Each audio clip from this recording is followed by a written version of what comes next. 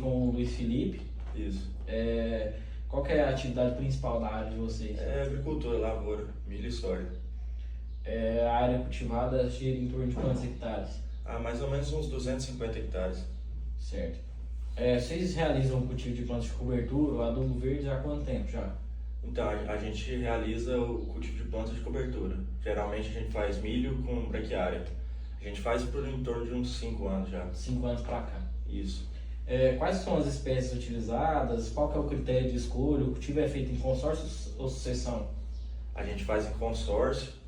A gente tenta pegar sempre a variedade que tem mais perfilhamento da braquiária.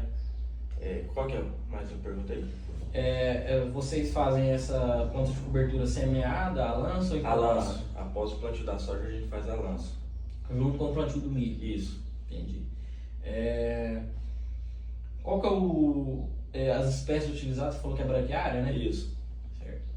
O objetivo da implantação das plantas de serviço na sua lavoura, ele foi alcançado, por exemplo, uma melhor fertilidade, controlar a erosão, aumentar a matéria orgânica, fixar o Foi sim, a gente pode observar que a gente teve menos pressão de plantas daninhas. A gente tinha algumas áreas com um problema de escoamento, assim, aquela erosão laminar, sabe? Mais na parte superficial. A gente conseguiu resolver esse problema por causa das plantas de cobertura. A gente conseguiu ciclar mais nutrientes. Aumentou a produtividade de soja no ano seguinte. Então eu acredito que sim. Muito bom. Qual que é o impacto das plantas de cobertura sobre a biodiversidade do solo, controle biológico de praga, doença e planta daninha que você consegue observar? Eu acredito que assim, a gente teve uma redução no uso de herbicidas em questão das plantas daninhas. Em questão do solo, como tem um sistema radicular bem agressivo, ela descompacta o solo, evita erosão. E o que tem mais aí? Qual o impacto das plantas de cobertura sobre a biodiversidade do solo, controle biológico de praga, doença e planta daninha? Eu acredito que foi isso. Basicamente isso. Como as plantas de cobertura influenciam a eficiência do uso de nutrientes no solo durante o ciclo da cultura? Ela, dependendo da sua planta de cobertura, né? Como a gente trabalha com braquiária, mas algum outro exemplo, tipo o mileto. O mileto é um grande reciclador de nutrientes, né? A braquiária também é. E também você tem questão da palhada, né? Ela vai proteger a biodiversidade, vai reter mais água no solo. Entendi. Como as plantas de cobertura influenciam o ambiente físico do solo? No caso compactação, retenção de água e aeração. Ela protege o solo, né? Você vai ter uma camada de palha maior, então você vai evitar, né, que as gotas de chuva batem diretamente com o solo. Acho que eu acredito que é isso. Uma camada protetora. Isso. Qual que é a maior dificuldade enfrentada na implantação das plantas de cobertura que você consegue observar? Eu acredito que no nosso caso, como a gente faz com soja, milho e braquiária, questão de achar sementes de qualidade e também você tem que estar bem atento no momento do travamento da braquiária, né? Então você tem que, para ela não sobressair a cultura do milho, né? Entendi. Você considera que a capacitação técnica e assistência agronômica disponíveis hoje no mercado são suficientes para atender o produtor rural sobre essas plantas? Eu acredito que ainda não. A gente não vê muitas pessoas fazendo consórcio, você não vê muitos produtores fazendo adubação verde. Então eu acredito que deveria ter um maior foco nesse nicho para aumentar, porque é uma coisa que traz muitos benefícios, né? Certinho. Muito obrigado, Luiz Felipe. Obrigado. Esse foi um trabalho nosso da disciplina de manejo e conservação do solo. Eu conheci o pai já há muitos anos, conheço a área que vocês plantam. Então é um prazer estar aqui te entrevistando, para conhecer um pouco sobre esse assunto. E no caso depois a gente vai só fazer uma visita na sua área, né? Só para tirar algumas fotos, algumas coisas. Mas eu te agradeço mesmo, muito obrigado. Certo, obrigado. Eu estou aqui hoje para entrevistar o Oscar da Silva, que é produtor na região de Jandaia, fazer as perguntas sobre a maneira de conservação dos solos, professor Severiano. Eu começo perguntando, o senhor, qual é a principal atividade na área? Produção de cana-de-açúcar. de açúcar aqui, qual que é a área que a gente fala? Lá são 70 hectares. Com respeito à realização do tipo de plano de cobertura de adubo verde, o senhor faz essa prática lá? E há quanto tempo? Na realidade, a nossa área ela é arrendada para uma usina, né? E aí a usina trabalha assim, com a doação verde. O próprio cultivo da cana-de-açúcar, ele, antes de se entrar com o cultivo da cana-de-açúcar, que é uma gramínea, então uma certa dificuldade no processamento do nitrogênio, é feito o plantio de soja. Então, se for pensar na doação verde estrito senso, não é feito. Porque se considerar, eu falo estrito senso, se considerar uma plantação exclusiva com a função de produção de doação verde, não é feito. Mas se for pensar mais em lato senso, sim, é feito, porque toda área, antes de entrar com a plantação de cana, é feita a plantação de soja antes. Também tem áreas, não é o caso da nossa propriedade, tem algumas áreas que tem problema com uma verba de solo, de nematóide, que é feito também a cobertura verde com crotalária com outra planta para controle dessa praga de solo. E também alguns produtores também usam para fazer a cana do plantio direto. Para preparar o plantio convencional é feito, o cultivo comercial é feito um plantio para transplantar esse plano novo. Uma planta para fazer esse cultivo comercial. Tem quanto tempo ela faz isso?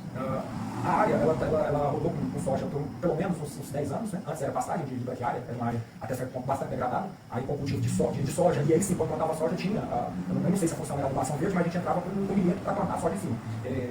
Não sei se era para questão de estrutura do solo, mas a gente entrava com um milheto para plantar soja em cima. Você está aqui perceber também, o Stellan, e a denominação de assunto, ele é formado técnico agrícola do IF Goiânia em 96. Ele sabe também o que está falando.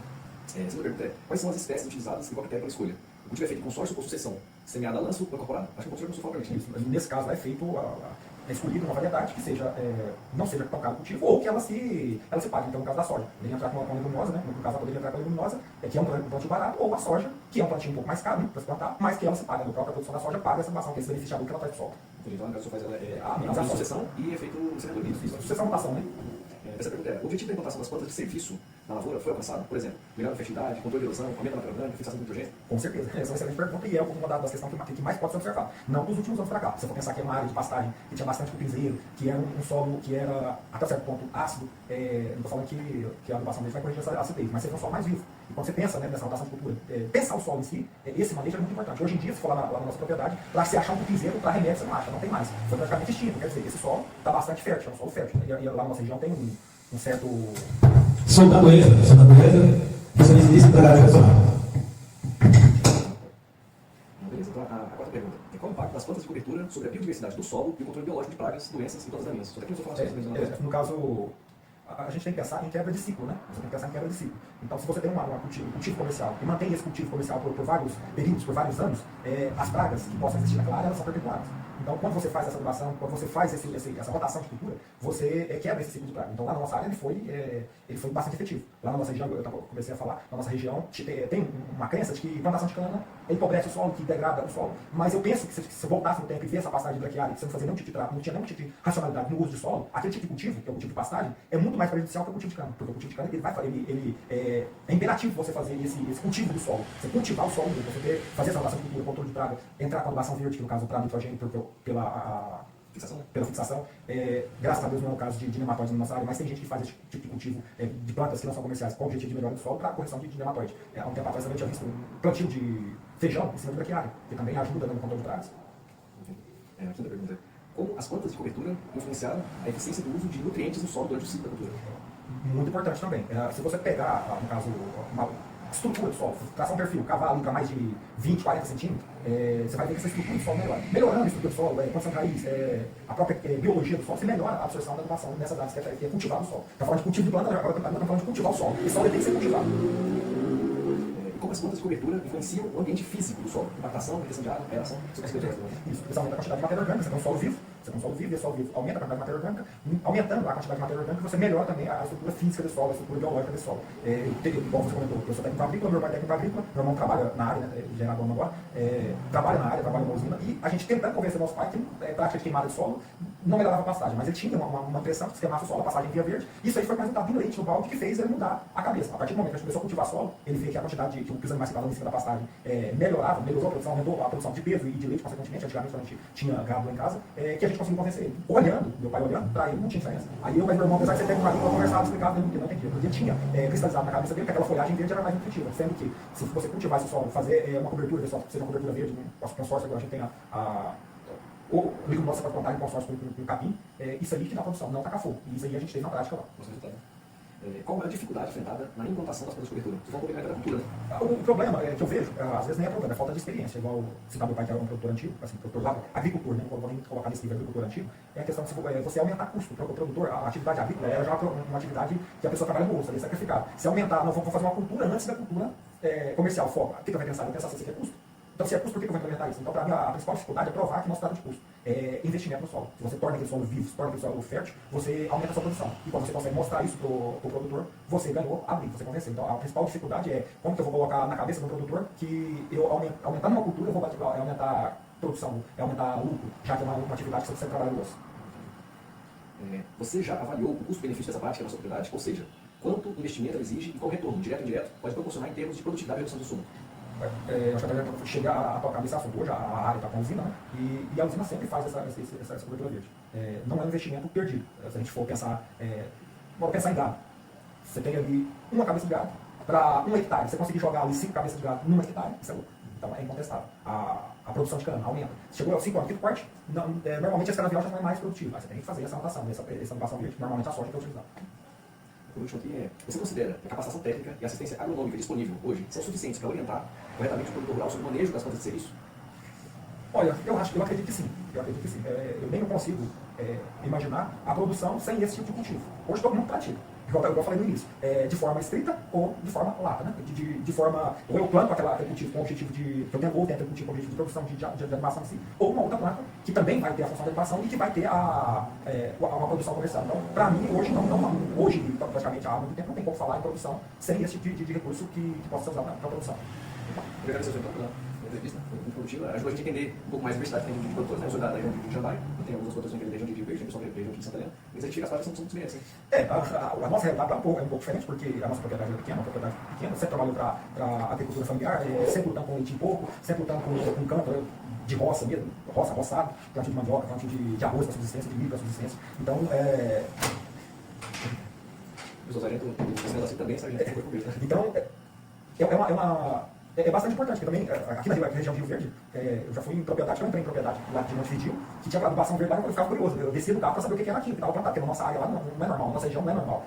Quando eu formei em técnico agrícola, eu fui trabalhar com Maíra em Porteirão, lá sim eu fui ver, lá na época era produção de algodão, aliás, na época eu produzia bastante algodão. Tinha área de nematóide, que a gente plantava botar lá naquela região para controle de nematóide. Então eu fui ver esse tipo de adubação verde. Para a minha realidade, como filho de produtor, filho de lavrador rural, isso não existia. Aqui em Rio Verde, praticamente é uma prática normal, para nós lá, soa até estranho. Antigamente, é que hoje, com a agroindústria chegando lá, tem grandes produtores de soja hoje, tem a usina, também é um grande produtor de soja, um grande produtor de cana, então isso para a gente hoje é realidade. Mas é bastante interessante essa iniciativa assim. Olá pessoal, hoje eu estou aqui com o Caio. Caio, qual que é a atividade principal da área? A atividade principal nossa é a mandioca, né? E a gente está começando a fazer um consorciamento, e tem um consorciamento com outras culturas, né? E qual que é o tamanho lá da área? Hoje a gente está numa área mais ou menos de 48 hectares. E você realiza o cultivo de plantas de cobertura ou adubo verde lá? A gente já começou agora, né? Estou com uns 3 anos, há 4 mais ou menos, utilizar planta de cobertura e o adubo verde, né? No caso o adubo verde na nossa área. Quais são as espécies utilizadas e qual o critério de escolha? O cultivo é feito em consórcio, sucessão, semeada, a lança ou incorporada? Então, o que acontece? Para a gente definir qual vai ser o tipo de cultura, de cobertura que a gente vai usar, depende muito do que a gente vai precisar no polo, né? Ou o que precisa na área. Vamos supor, se a gente está precisando de uma fixação maior de nitrogênio, a gente entra com uma contalária. A gente tem trigo morisco também, que é uma planta de cobertura muito boa. A gente também entra com braquiária, então isso aí depende da necessidade da área, do que o solo está precisando. Em relação ao plantio, geralmente a gente faz tudo incorporado, nada a lanço. O objetivo da implantação das plantas de serviço na sua lavoura foi alcançado? Erosão, aumentou a matéria orgânica, fixou nitrogênio? Como nossa área é um pouco inclinada, então assim, a gente tinha problema de erosão. Não era grande, porém os que tinham foram sanados, né? E qual é a outra questão? Aumentou a matéria orgânica? Sim, fixou nitrogênio? A matéria orgânica aumentou bastante. A gente vê isso no dia a dia, né? Que a gente consegue observar no chão. Assim, em questão ao nitrogênio foi bastante, como é que fala? Assim, Fixou bastante, foi bem expressivo, né? Deu bastante resultado e, assim, foi uma escolha muito boa. Qual que é o impacto das plantas de cobertura sobre a biodiversidade do solo e o controle biológico de pragas, doenças e plantas daninhas? Então, a matéria orgânica em si, né, em questão das plantas daninhas, é muito bom, porque ela evita iluminação, né? Então acaba que, como ela cobre a planta daninha, ela tem mais dificuldade de sair. Por conta que ela não tem tanta iluminação, acaba não fazendo fotossíntese, não tem aquela força para crescer, né? Como que as plantas de cobertura influenciam na eficiência do uso de nutrientes no solo durante o ciclo da cultura? Então, a eficiência é bem melhor, né? Inclusive, no caso, a gente usa matéria orgânica, a gente fazia o plantio, não fazia o plantio direto, começou a fazer o plantio direto, né? Isso ajuda mais ainda, né, na planta de cobertura. E aí o que acontece? Isso aí evita lixiviação, evita as plantas daninhas, né? Você consegue ter uma maior umidade, retenção de água, né? Por conta que a planta de cobertura segura mais umidade por mais tempo, mesmo que tenha uma chuva, depois vem um sol mais agressivo, então acaba que você consegue mais umidade. Isso aí para a cultura é bastante importante. Qual que é a maior dificuldade enfrentada na implantação das plantas de cobertura? Assim, em relação assim, hoje a gente não vê tanta dificuldade, né? É mais dificuldade na escolha da planta, de algo que vai ser bom, né? Que seja o certo, né? Que não adianta a gente falar assim, vou plantar qualquer coisa de cobertura, mas que não seja eficaz. Você já fez uma avaliação de custo-benefício dessa prática na propriedade? O investimento que ela exige, o retorno? Assim, economicamente falando, às vezes a gente deixa de ganhar um pouco para fazer com planta de cobertura. Como a gente tinha muita área que a gente plantava milho, sucessão da mandioca, né? O milho traz um retorno lucrativo após. A planta de cobertura não, né? Muitas das vezes, como se você for com uma branqueada, depois você pode prolongar. Mas vamos supor, a gente tem uma planta lá, algo do tipo, que a gente não vai fazer a colheita, né? Então é uma área que a gente acaba deixando de ganhar ali no milho, que é o pós, porém lá na frente, a cultura da mandioca, que é a cultura principal, ela consegue ter mais rentabilidade por conta da planta de cobertura. Então a gente ganha no foco principal, mas perde ali um pouquinho na questão do milho. Porém, como o principal é a mandioca, né? Então pra gente é melhor. Entendi. Você considera que a capacitação técnica e assistência agronômica disponível hoje é suficiente para orientar corretamente o produtor rural sobre o manejo das plantas de serviço? Cara, hoje, assim, você consegue um pessoal, mas assim, ainda é muito escasso, né? Ainda você não vê tantas e tantas pessoas, já tem, óbvio, mas assim, pessoas especializadas, que traz cultura diferente, que traz investimento diferente, algo, tipo assim, plantas de coberturas que vão trazer, agregar mais, então eu acho que ainda é um pouco devagar, né? São poucas pessoas especializadas em relação às outras áreas, que tem nas outras áreas hoje, como desenvolvimento de semente, desenvolvimento de insumo, hoje é um negócio mais forte. E eu acho que agora que a gente está caminhando para as plantas de cobertura, porque o pessoal, tem muita gente ainda muito agricultor que ainda não entende a capacidade que isso pode gerar para a sua fazenda, né? E acaba tendo aquele plantio convencional, passando a grade e, assim, hoje falta mais profissionais capacitados, ainda tem, mas precisa de mais, para mostrar, para entender, fazer o produtor entender que aquilo é vantajoso para ele. Obrigado. Obrigado, você.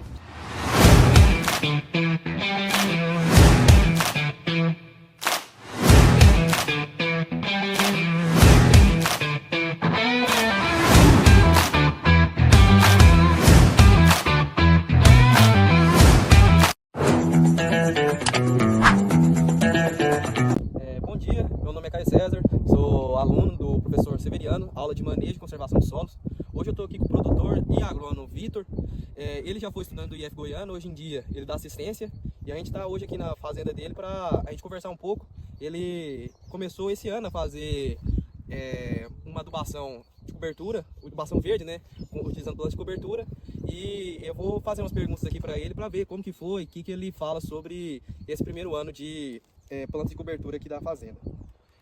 Vitor, você realiza o cultivo de cobertura há quanto tempo? Então, pessoal, primeiramente, muito bom dia a todos também. É um prazer estar com você aqui, Caio.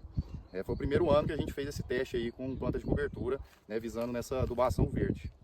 E quais são as espécies que foram utilizadas e qual o critério de escolha? Cara, aqui nessa área nós utilizamos milheto. Nós fizemos milheto na safrinha, ao invés de trabalhar com milho, que a gente já vinha trabalhando há muitos anos, mas foi uma opção estratégica que a gente utilizou, né? A gente contratou aí uma pessoal consultoria de agricultura de precisão e a gente pôde notar que na camada de 40 a 60, desculpa, do solo a gente tinha muito potássio disponível. E utilizando o milheto como forma de ciclar esse potássio, a gente pode imaginar de que ele vai pegar o potássio lá embaixo e trazer para as camadas mais superficiais, impedindo mais lixiviação desse nutriente e também trazendo ele para as camadas mais superficiais. Esse foi o critério de escolha, tá? E a semeadora foi como? Foi lanço, nós jogamos a lanço mesmo. E o objetivo da implantação das plantas de serviço na lavoura foi alcançado? Então, a gente vai avaliar agora, após a análise que a gente fez prévia, a gente fez esse manejo, a gente não, né, realizou outra aí, mas a gente vai observar durante o ciclo da cultura o que ela vai estar expressando. A gente pode notar, né, nesse ano que ela vem com uma emergência muito boa, assim, por ela ser uma soja que está com poucos dias de plantado, ela já vem aí com um bom padrão de uniformidade, então vem atendendo as expectativas. Assim que a gente finalizar, né, a safra, a gente vai fazer uma análise novamente, porque eu tenho interesse de estar fazendo uma safrinha aí com milho, ou se não, né, fazer um consórcio de milho com alguma outra planta, visando também, né, o acúmulo de biomassa no solo. E Vitor, você viu algum outro resultado além dessa palhada que formou aqui, controle de plantas daninhas, biodiversidade para controle de insetos, alguma coisa relacionada? Cara, como o milheto que a gente trabalhou, assim, ele se desenvolve muito rápido e a gente pode observar uma cobertura muito uniforme do solo de forma muito ligeira, vamos dizer assim. Então ele não abriu muito espaço, pelo que eu imagino, para plantas invasoras, né, tomarem conta. Então ficou uma área bem limpinha assim, a gente não tinha muitos problemas, mas tinha algumas espécies que vinham incomodando um pouquinho já, mas com esse manejo eu acredito que deu interferência sim, em plantas daninhas. E O senhor tem conhecimento da eficiência do uso de nutrientes no solo durante o ciclo da cultura, com as plantas de cobertura? Como elas influenciam? O senhor já respondeu, né, essa pergunta. Assim, o interesse nosso em fazer planta de cobertura foi até uma recomendação da própria consultoria mesmo, de que a gente poderia, em um ano que a gente ficou com medo aí de fazer safrinha, sabe? A gente buscou uma outra opção. Então a opção seria a planta de cobertura, e aproveitando uma coisa com a outra, a gente aproveitou do milheto para fazer essa ciclagem do potássio, né? Certo. E o senhor observou alguma diferença na física do solo, compactação e essas coisas assim, alguma diferença? Cara, aqui é uma área de que, em sua maneira geral, ela já é bem, né, vamos dizer, ela não tem muita compactação no talhão de forma geral, né? A gente passou a niveladora aqui após o cultivo do milheto, ainda assim, aerando um pouquinho mais a camada mais superficial do solo, mas eu não pude notar essa diferença. A gente tem um espaço ali de que havia uma compactação maior, e a gente pode avaliar mais para frente e até trazer retorno para vocês se for de interesse, tá? Tá certo. Qual foi a maior dificuldade que vocês tiveram na implantação das plantas de cobertura? Cara, a dificuldade, na verdade, de forma mais, pensando de forma mais financeira, pensando no dinheiro realmente, né, que a gente, é uma área que hoje nós estamos na região de Rio Verde, que próxima à BR-060, é uma região historicamente de cultivo de soja e de milho.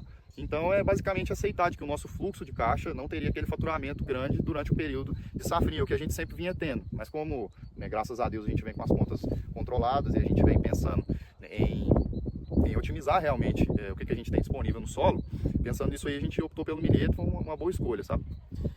Vitor, você tem alguma palavra aí sobre o custo-benefício até agora que você vê ou não? Não consegue dar uma previsão? Então, sinceramente, assim, pensando em custo, a gente trabalhar com custo não é algo que nos custou muito, não. É um manejo barato, para mim ser sincero com vocês, assim, né, visto ao faturamento que nós podemos fazer numa área dessa quando a gente trabalha com safrinha, mas o benefício a gente ainda vai estar observando, né? Tem esse pequeno detalhe das plantas daninhas, que na minha visão deu uma segurada assim, e agora é expressar em produtividade, que a gente tem o interesse de vir com um acréscimozinho de produtividade, reduzindo a adubação nessa safra de potássio, em virtude dessa ciclagem que a gente fez, e espera aí colher bons resultados no final. Correto. E você falou que você teve consultoria aqui, né? Isso. Você gostou da capacitação deles? É uma pessoal bem capacitada, ou você acha que tende a melhorar no mercado ainda? Não, o pessoal é muito bom, prestar sempre a maior assistência aqui, a maior atenção possível, e todas as dúvidas aí eles podem estar sanando com a gente também. Eu formei, inclusive, no IF Goiano também, tem bastante questionamento, apesar de formar, tem bastante questionamentos mais específicos de cada área agronômica, e eles sanaram todas essas dúvidas para mim, tá? Mas eu recomendo, super recomendo para todo mundo. Acho que é um mercado que só tem a crescer, principalmente em regiões mais, vamos dizer assim, que o cultivo de safrinha não é tão garantido como na região de Rio Verde. E seria algo um pouco mais arriscado, o uso aí de plantas de cobertura e consultorias visando isso aí, eu tenho certeza que é um mercado que tem muito a crescer, principalmente para essas regiões. Aqui a gente está muito bem assessorado, tá? Pode ter certeza. E foi fácil o acesso a esse pessoal que você encontrou fácil, né? O pessoal que explicava sobre as plantas de cobertura, ou foi um pouco difícil de encontrar esse ramo específico da agricultura aqui na região? Não, assim, hoje em dia, o mercado que vem crescendo com o passar dos anos, o negócio da tecnologia também, o advento das redes sociais e todo esse barulho que o pessoal faz em cima de plantas de cobertura, que no final das contas a gente pega e só vê os pontos positivos, aí você olha e fala, não, mas não tem nada de negativo. Assim, pessoal, a gente tem que observar de área a área. Aqui foi um ano que eu fiz para a gente estar avaliando a eficiência. Acredito que deu um retorno bacana, tenho interesse de fazer em outras vezes, se for necessário, sim. Agora, sobre encontrar o pessoal, não foi complicado para mim, não. A gente está numa região que o mercado está saturadíssimo, tanto de agrônomo, quanto de consultoria, quanto o assédio em áreas assim que a gente tem, essa área próxima à rodovia. O pessoal vem prestar, né, muita assistência, vem com interesse sempre de estar mostrando trabalhos aqui dentro. E foi com isso aí, cara. Não foi muito complicado, não. Mas eu acredito que em outras regiões seja mais complicado. Tá certo, pessoal. Esse foi a entrevista. Muito obrigado a todos. Muito obrigado, Vitor. Muito obrigado, você. Valeu. Tamo junto. Obrigadão. Obrigadão, moça. Olá pessoal, hoje eu estou aqui com o agrônomo Renato, ele é agrônomo da fazenda do Livanço, e a gente vai fazer uma entrevista hoje sobre adubação verde e plantas de cobertura. Então, Renato, qual que é o tamanho da área lá? A área total é 1.730 hectares. E a planta de cultivo? Há 3 anos a gente vem trabalhando com braquiária lusiense. Na última safra a gente resolveu conhecer a braquiária piatã e a gente consorciou com o milheto. Certo. Realiza então o cultivo de plantas de cobertura e adubo verde há quanto tempo? Já 5 safras, 5 anos seguidos. O cultivo é feito em consórcio ou sessões semeada a lanço ou incorporada? Tem das duas formas. No início foi a lanço, por conta do operacional, e hoje o custo para você adquirir um equipamento para semear a braquiária ou o milheto, ela se torna um pouco cara a operação. E aí o custo fica um pouco maior em relação ao retorno naquele mesmo ano seguinte. Mas aí, com o passar do tempo, a gente viu que a necessidade de ter uma semeadora específica para poder fazer o trabalho era importante. Então, no início, os 2 primeiros anos foram ao lanço e hoje é semeado em toda a fazenda. O objetivo da implantação das plantas de serviço na sua lavoura foi alcançado? Tipo, melhorar a fertilidade, controle da erosão, aumentar a matéria orgânica, fixação de nitrogênio. Olha, tem melhorado em relação principalmente à retenção de água no solo, diminuição de temperaturas no período que nós plantamos a soja. A gente já sabe que tem no mínimo 2 veranicos conhecidos na região. Lá é por se tratar de um solo de textura média a baixa, então é necessário ter planta de cobertura para a gente poder também ajudar a cultura subsequente e tem sim melhorado a matéria orgânica da área. Qual o impacto das plantas de cobertura sobre a biodiversidade do solo e o controle biológico de pragas, doenças e plantas daninhas? Qual o impacto que ela causa? Olha, hoje a gente tem visto que a gente tem conseguido diminuir alguns gêneros de nematóide, principalmente o citrato de neuroidógeno, que não tem tanta afinidade para esse tipo de planta de cobertura que nós realizamos na fazenda. Tem melhorado a estrutura física do solo e principalmente o controle e vedação de algumas plantas daninhas que no início do cultivo na fazenda era preocupante, que nem capim amargoso, buva. Então a gente tem conseguido aí uma vedação um pouco melhor da área. Então o controle químico hoje tem sido com menos produtos. Como as plantas de cobertura influenciam a eficiência do uso de nutrientes no solo durante o ciclo da cultura? Nós sabemos que as plantas de cobertura, dependendo delas, nos traz benefícios de reciclagem de nutrientes, por conta do seu sistema radicular mais agressivo. Então, por exemplo, lá por se tratar de um solo com baixo teor de argila, nós necessitamos aí de um nível de potássio trocado maior no solo, para que a soja, durante o ciclo, não tenha aí a sua perda, principalmente na construção do PMG.